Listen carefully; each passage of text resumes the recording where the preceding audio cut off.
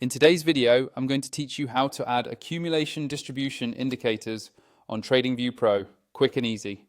By the end of this walkthrough, you'll know exactly where to click and how to get this indicator showing up cleanly on your chart so you can start using it in your analysis right away.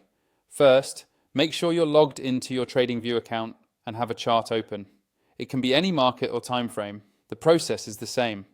On your chart screen, look towards the top of the page for the Indicators button.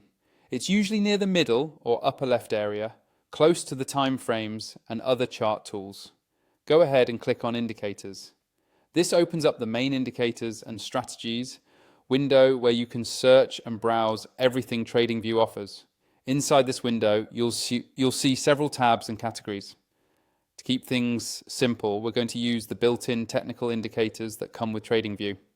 Look for the section labeled Technical and click on that. This helps filter what you're seeing so you're focused on the standard, widely used tools instead of custom community scripts. Once you're in the Technical section, you'll see a long list of indicators.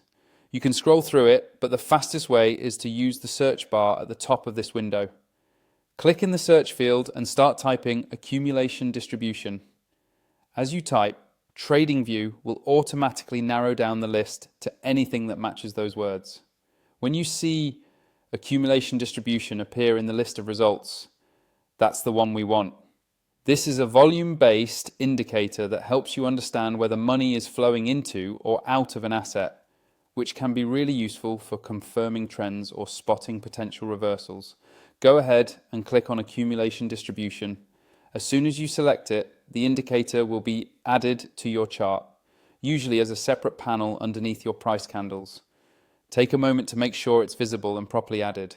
If you want to customize the look, you can hover over the indicator's name on the chart, click the settings icon and adjust the color or line style so it's easy for you to read.